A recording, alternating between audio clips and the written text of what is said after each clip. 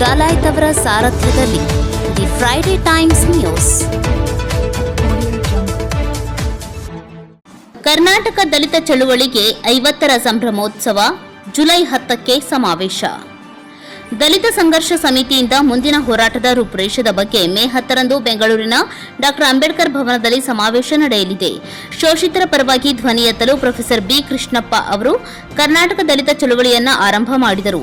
ಅನೇಕ ವರ್ಷಗಳಿಂದ ದಲಿತ ಸಂಘರ್ಷ ಸಮಿತಿ ಹೋರಾಟ ಮಾಡುತ್ತಾ 50 ವರ್ಷ ಪೂರೈಸಿದೆ. 50ರ ಸಂಭ್ರಮವನ್ನು ಅದ್ದೂರಿಯಾಗಿ ಆಚರಿಸಲು ತೀರ್ಮಾನಿಸಲಾಗಿದ್ದು, ಕಾರ್ಯಕ್ರಮದ ಅಧ್ಯಕ್ಷತೆಯನ್ನು ಎಂ ಗುರುಮೂರ್ತಿ ವಹಿಸಿಕೊಳ್ಳಲಿದ್ದಾರೆ ಎಂದು ದಲಿತ ಸಂಘರ್ಷ ಸಮಿತಿ ಜಿಲ್ಲಾ ಸಂಚಾಲಕ ಶರಣು ಪೂಜಾರ್ ಮಾಹಿತಿ ನೀಡಿದರು.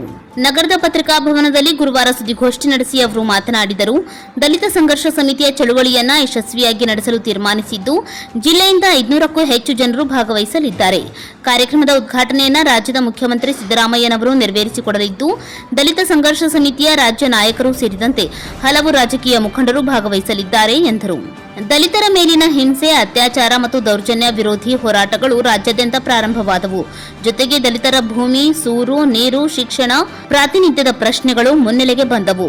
ಶತಮಾನಗಳ ಕಾಲ ಪುರೋಹಿತರು ಮತ್ತು ಭೂ ಮಾಲೀಕರ ಸೇವೆಗೆ ಕಂಕಣಬದ್ಧವಾಗಿ ನಿಲ್ಲುತ್ತಿದ್ದ ಆಳುವ ಪ್ರಭುಗಳ ದಲಿತರ ಕಡೆಗೆ ಕಣ್ಣು ತೆರೆಸುವ ಅವಶ್ಯಕತೆ ಇದೆ. ಡಾ. ಬಿ.ಆರ್. ಅಂಬೇಡ್ಕರ್ ಬರೆದ ಸಂವಿಧಾನಿಕ ಅಡಿ ದಲಿತರ ಸಮಸ್ಯೆಗಳಿಗೆ ಪರಿಹಾರ ನೀಡಬೇಕು ಎನ್ನುವುದು ನಮ್ಮ ಸಂಘಟನೆಯ ಮೂಲ ಉದ್ದೇಶವಾಗಿದೆ ಎಂದರು. ಹಕ್ಕೊತ್ತಾಯ: ಪ್ರೊಫೆಸರ್ ಬಿ. ಕೃಷ್ಣಪ್ಪನವರಿಗೆ ಕರ್ನಾಟಕ ರತ್ನ ನೀಡಬೇಕು. ಕಾಂತರಾಜ್ ವರದಿಯನ್ನ ಅಂಗೀಕರಿಸಿ ಅನುಷ್ಠಾನಗೊಳಿಸಬೇಕು. ವಸತಿ ನಿಲಯಕ್ಕೆ 10 ಲಕ್ಷ ರೂಪಾಯಿ ಮೀಸಲಿಡಬೇಕು. ಬಗರ್ ಹುಕುಂ ಸಾಗುವಳಿ ಸಕ್ರಮಗೊಳಿಸಿ ಹಕ್ಕುಪತ್ರ ನೀಡಬೇಕು. ದಲಿತರಿಗೆ ಸಾಲ ಸೌಲಭ್ಯವನ್ನ ಹೆಚ್ಚಿಸಬೇಕು. ಹಾಸ್ಟೆಲ್ ವಿದ್ಯಾರ್ಥಿಗಳ ಮಾಸಿಕ ಭತ್ಯೆ 2500ರಿಂದ 3000ಕ್ಕೆ ಹೆಚ್ಚಿಸಬೇಕು. ವಸತಿ ಶಾಲೆ ಕಾಲೇಜಿಗೆ ಅರ್ಜಿ ಹಾಕಿದ ಎಲ್ಲರಿಗೂ ಅವಕಾಶ ನೀಡಬೇಕು.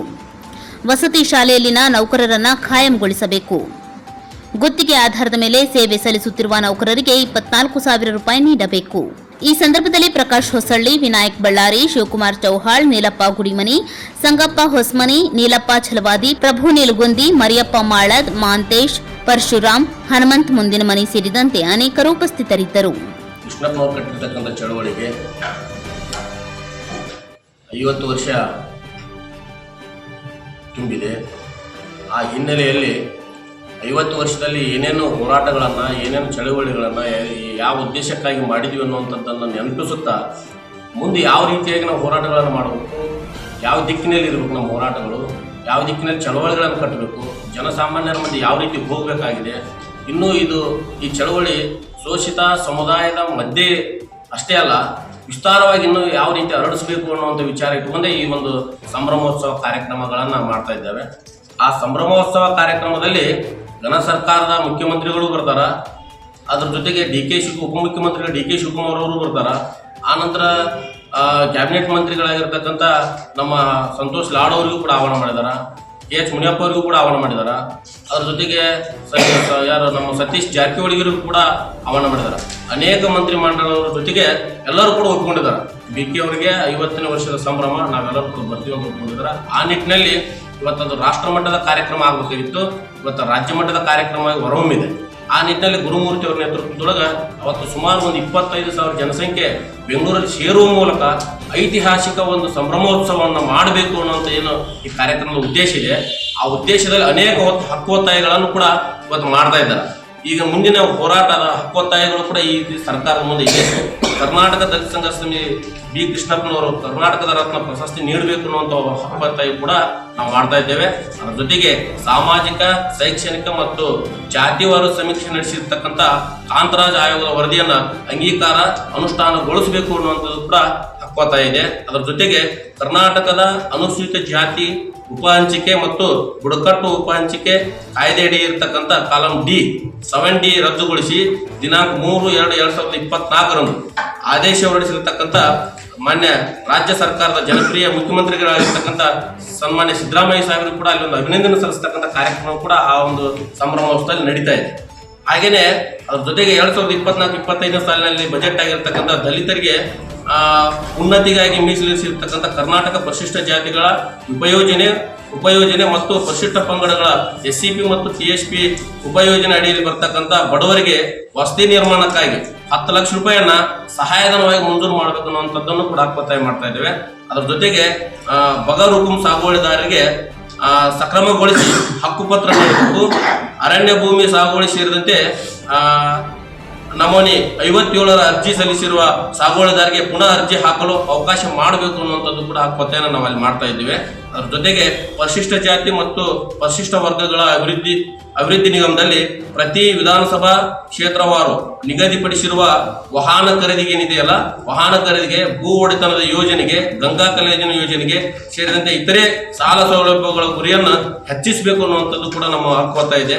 ಅದ್ರ ಜೊತೆಗೆ BK ಅವರ ಆಶಯ ಕೂಡ ಏನಾಯ್ತಪ್ಪ ಅಂದ್ರ ವಿದ್ಯಾರ್ಥಿಗೆ ನಮಗೆ ಹೆಂಡ ಮತ್ತು ವಸತಿಗಳ ಹೆಂಡ ಖಂಡಗಳು ಬೇಡ, ನಮಗೆ ವಸತಿ ಶಾಲೆ ಬೇಕನ್ನೋ ಹೋರಾಟಗಳನ್ನು ಏನು BK ಅವರು ಕೈಗೆತ್ತಿಕೊಂಡಿದ್ರು, ಆ ನಿಟ್ಟಿನಲ್ಲಿ ಕೂಡ ಇವತ್ತು ಹಾಸ್ಟೆಲ್ ವಿದ್ಯಾರ್ಥಿಗಳಿಗೆ ಭೋಜನ ವೆಚ್ಚದಲ್ಲಿ ಬೆಲೆ ಏರಿಕೆ ತಕ್ಕಂತೆಯೇ ಮಾಸಿಕ ಭತ್ತ 2,500ರಿಂದ 3,000 ಹೆಚ್ಚಿಸಬೇಕು ಅನ್ನುವಂಥದ್ದನ್ನು ಕೂಡ ಒತ್ತಾಯ ಇದೆ.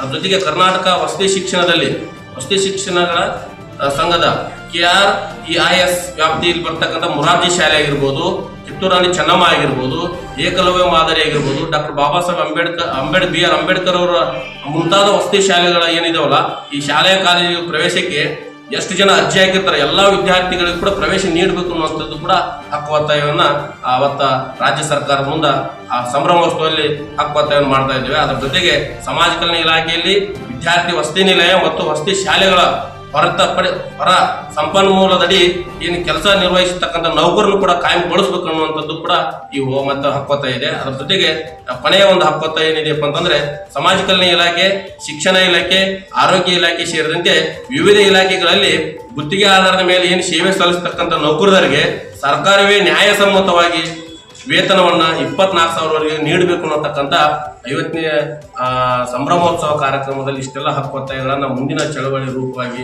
ಇದಕ್ಕೆ ಅವ್ರು ಏನಾದರೂ ಮಾಡಿದೆ ಹೋದ್ರೆ ಹೋರಾಟ ಮಾಡುವ ಮುಖಾಂತರವಾಗಿ ಈ ಜನಾಂಗಕ್ಕ, ಈ ಶೋಷಿತ ಜನಾಂಗಕ್ಕ, ಇಡೀ ಎಲ್ಲ ಏನು ಹಿಂದುಳಿದ ವರ್ಗಕ್ಕೆ ನಾವೆಲ್ಲ ಅದನ್ನ ಹೋರಾಟದ ಮೂಲಕ, ಈ ಸಂಭ್ರಮದ ಮೂಲಕ ಹಕ್ಕೊತ್ತಾಯ ಮಾಡ್ಬೇಕಂತ ಹೇಳಿ ಇವತ್ತು 50ನೇ ವರ್ಷದ ಸಂಭ್ರಮ ಆಚರಣೆನ ಬೆಂಗಳೂರಲ್ಲಿ ಮಾಡ್ತಾ ಇದ್ದಾರೆ.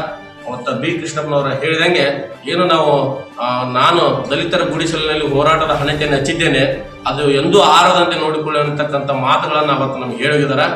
ಆ ಒಂದು ಮಾತನ್ನು ಇವತ್ತಿಗೂ ಕೂಡ ಕರ್ನಾಟಕದಾದ್ಯಂತ ಕರ್ನಾಟಕ ದಲಿತ ಸಂಘರ್ಷ ಸಮಿತಿ ಪ್ರೊಫೆಸರ್ B. ಕೃಷ್ಣಪ್ಪ ಕಟ್ಟಿರ್ತಕ್ಕಂಥ ಸಂಘಟನೆ ಉಳಿಸಿಕೊಂಡು ಬಂದಿದೆ. ಚಳುವಳಿಗಳನ್ನು ಅನೇಕ ರೀತಿಯಲ್ಲಿ ಕೊಂಡೊಯ್ದಿದೆ ಮತ್ತು ಅನೇಕ ರೀತಿಯಲ್ಲಿ ಹೋರಾಟಗಳನ್ನು ಮಾಡಿದೆ, ವಿಚಾರ ಸಂಕಿರಣಗಳನ್ನು ಮಾಡಿದಾರ ಮತ್ತು ಅಧ್ಯಯನ ಕೇಂದ್ರಗಳನ್ನು ಮಾಡಿದಾರ. ಇವೆಲ್ಲವೂ ಕೂಡ ಶೋಷಿತ ಜನಾಂಗಕ್ಕೆ ಉಪಯುಕ್ತ ಆಗಬೇಕು ಅನ್ನುವಂಥ ವಿಚಾರದಲ್ಲಿ ಇವತ್ತಿಗೂ ಕೂಡ ಸಾಕಷ್ಟು ಜನ ಮಹನೀಯರು ದಲಿತ ಸಂಘಟನೆಯಲ್ಲಿ ಮಡಿದು ಮದುವೆ ಮುಂಜಿಗೆ ಆಗದೇನೆ ಇವತ್ತು ಅನೇಕರು ಕೂಡ ಈ ದಲಿತ ಸಂಘರ್ಷ ಸಮಿತಿಯಲ್ಲಿ ಭಾಗವಾಗಿ ಕಾಲದಿಂದರಾಗಿದ್ದಾರೆ. ಇನ್ನೊಂದು ವಿಶೇಷ ಏನಪ್ಪಾ ಅಂತಂದ್ರೆ ಪ್ರೊಫೆಸರ್ B. ಕೃಷ್ಣಪ್ಪನವರು ಏನು ಅಂಬೇಡ್ಕರ್ ರಥ ಮನೆ ಮನೆಗೆ ಜಾತ ಅನ್ನುವಂಥ ಒಂದು ಕಾರ್ಯಕ್ರಮದಲ್ಲಿ ಏನು ಗದಿಗೆ ಬಂದಂತ ಸಂದರ್ಭದೊಳಗ ಅವ್ರು ಇಲ್ಲೇ ತೀರ್ಕೊಂಡ್ರು.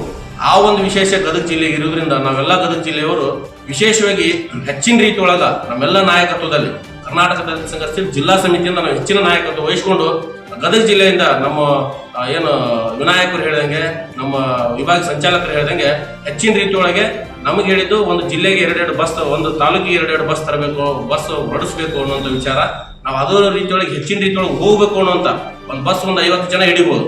ಆ ರೀತಿ ಒಳಗೆ ಒಂದು ಜಿಲ್ಲೆಗೆ, ಒಂದು ತಾಲೂಕಿಗೆ 2 ಬಸ್ ಅಂದ್ರೆ ನಮ್ಮಲ್ಲಿ 7 ತಾಲೂಕು, 7 14 ಬಸ್. ಈ ನಿಟ್ಟಿನೊಳಗೆ ಈ ತರ ಒಂದು ಅಂಕಿ ಸಂಖ್ಯೆಗಳನ್ನ ನಾವು ಒಳಗೊಂಡಂತೆ ಸುಮಾರು ಸಾವಿರಾರು ಸಂಖ್ಯೆಯಲ್ಲಿ ಇಲ್ಲಿಂದ ನಾವು ಹೋಗ್ಬೇಕು ಅನ್ನುವಂಥ ವಿಚಾರವನ್ನು ಇಟ್ಕೊಂಡಿದ್ವಿ. ಅದು ಆ ನಿಟ್ಟಿನಲ್ಲಿ ಇವತ್ತು ಒಂದು ಪತ್ರಿಕಾಗೋಷ್ಠಿಯನ್ನು ಮಾಡ್ತಾ ಇದ್ವಿ. ಆ ಒಂದು ವಿಚಾರವಾಗಿ ತಾವು ಕೂಡ ಪತ್ರಿಕಾ ಮಾಧ್ಯಮ ನಮ್ಗೆಲ್ಲರೂ ಸಹಕಾರ ಕೊಟ್ಟಿದ್ದು, ನಮ್ಮೆಲ್ಲರಿಗೂ ಕೂಡ ಧನ್ಯವಾದವನ್ನು ಹೇಳ್ತಾ, ಭೀಮ ವಂದನೆಗಳನ್ನು ಹೇಳ್ತಾ ಈ ಪತ್ರಿಕಾಗೋಷ್ಠಿಯಲ್ಲಿ ಮಾತಾಡಲಿಕ್ಕೆ ಅವಕಾಶ ಮಾಡಿಕೊಟ್ಟಿರ್ತಕ್ಕಂಥ ನನ್ನೆಲ್ಲ ಗೆಳೆಯರಿಗೆ ಮತ್ತು ಪತ್ರಿಕಾ ಮಾಧ್ಯಮದ ನನ್ನ 50ನೇ ವರ್ಷದ ಕರ್ನಾಟಕ ದಲಿತ ಸಂಘರ್ಷ ಸಮಿತಿಯ ಸಂಭ್ರಮೋತ್ಸವ ಜುಲೈ 10ನೇ ತಾರೀಕಿನಂದು ಬೆಂಗಳೂರಲ್ಲಿ ನಡೀತಾ ಇದೆ. ಈ ನಾಡಿನಲ್ಲಿ ಪ್ರೊಫೆಸರ್ B. ಕೃಷ್ಣಪ್ಪನವರು ಹುಟ್ಟದೇ ಇದ್ದಿದ್ರೆ ನಮ್ಮ ಪರಿಸ್ಥಿತಿ ಏನಾಗ್ತಿತ್ತು ಅವಲೋಕನ ಮಾಡಿದಾಗ ಬಹಳ ಒಂದು ಗಂಭೀರವಾದಂಥ ಪರಿಸ್ಥಿತಿಯಿಂದ ಮುಂದುವರಿದಿತ್ತು. ಆದ ಕಾರಣದಿಂದ ಏನು ಪ್ರೊಫೆಸರ್ B. ಕೃಷ್ಣಪ್ಪನವರು ಒಬ್ಬ ಪ್ರಾಧ್ಯಾಪಕರಾಗಿ ಮೊದಲನೇ ಹೆಜ್ಜೆ ಅವ್ರದ್ದು ಶೇಷಗಿರಿ ಅಪ್ಪನ ಕೊಲೆ ಆದಾಗ ಏನು ಹೋರಾಟ ಮಾಡ್ತಾರಲ್ಲ, ಆ ಒಂದು ಹೋರಾಟದ ಮುನ್ನಡೆಯ ಪ್ರಕಾರವೇ ಇವತ್ತು ಕರ್ನಾಟಕ ದಲಿತ ಸಂಘರ್ಷ ಇಷ್ಟು ಗಟ್ಟಿಯಾಗಿ ಬೆಳೆದಿಕ್ಕೆ ಅಂತಂದು ಹೇಳ್ಬೋದು. ಅದೇ ರೀತಿ ಪ್ರೊಫೆಸರ್ B. ಕೃಷ್ಣಪ್ಪನವರು ಏನು ಕರ್ನಾಟಕ ದಲಿತ ಸಂಘರ್ಷ ಸಮಿತಿ ಅನ್ನೋ ಒಂದು ಸಂಘವನ್ನು ಕಟ್ಟಿದ್ರು, ಇವತ್ತಿಗೂ ಕೂಡ ಆ ಒಂದು ವಿದ್ಯಮಾನದಾಗ ಇನ್ನೂ ಐತೆ ಅಂದ್ರೆ ಪ್ರೊಫೆಸರ್ ಕೃಷ್ಣಪ್ಪನವ್ರನ್ನ ಎಷ್ಟು ನೆನೆಸಿದ್ರು ಕೂಡ ಕಡಿಮೆನೆ. ಅದೇ ರೀತಿ ನಾವೇನು ಈ ಒಂದು ಕಾರ್ಯಕ್ರಮದಲ್ಲಿ ಘನ ಸರ್ಕಾರಕ್ಕೆ ನಮ್ಮ ಶರಣವರು ಹೇಳಿದಾಗೆ, ಅದೇ ನಮ್ಮ ವಿಭಾಗೀಯ ಸಂಚಾಲಕರಾದ ಪ್ರಕಾಶ್ ಹೊಸಳ್ಳಿ ಅವರು ಹೇಳಿದಾಗ ನಮ್ಮ ಒಂದು 10 ಬೇಡಿಕೆಗಳದು. ಆ ಒಂದು 10 ಬೇಡಿಕೆಗಳನ್ನ ತಮಗೂ ಕೂಡ ನಾವು ಇದು ಕೊಟ್ಟಿದ್ದೀವಿ. ಆ ಒಂದು 10 ಬೇಡಿಕೆಗಳನ್ನ ನಾವು ಈಡೇರಿಸಬೇಕಂತಂದು ಈ ಘನ ಸರ್ಕಾರಕ್ಕೆ ನಾವು ಒತ್ತಾಯ ಮಾಡ್ತಾ ಇದ್ದೀವಿ. ಆ ಒಂದು ಕಾರ್ಯಕ್ರಮಕ್ಕೆ ಗದಗ ಜಿಲ್ಲೆಯ 1000 ಜನನ ಕರ್ಕೊಂಡು ಹೋಗ್ಬೇಕಂತಂದು ನಮ್ಮ ಗುರುಮೂರ್ತಿ ಅವರು ಹೇಳಿದ್ದಾರೆ, ನಮ್ಮ ರಾಜ್ಯ ಸಂಚಾಲಕರು ಶಿವಮೊಗ್ಗ. ಆ ಒಂದು ಪ್ರಕಾರ ನಾವು ಈ ಕಾರ್ಯಕ್ರಮವನ್ನು ಯಶಸ್ವಿಗೊಳಿಸ್ತೀವಿ. ಅದೇ ರೀತಿ ತಾವು ಕೂಡ ಏನು ಈ ಕಾರ್ಯಕ್ರಮದಲ್ಲಿ ಭಾಗವಹಿಸೋದಕ್ಕಾಗಿ ತಮಗೂ ಕೂಡ ಧನ್ಯವಾದ ಹೇಳ್ತಾ ನಾನು 2 ಮಾತು ಮುಗಿಸ್ತೀನಿ. The Friday times news Gadag.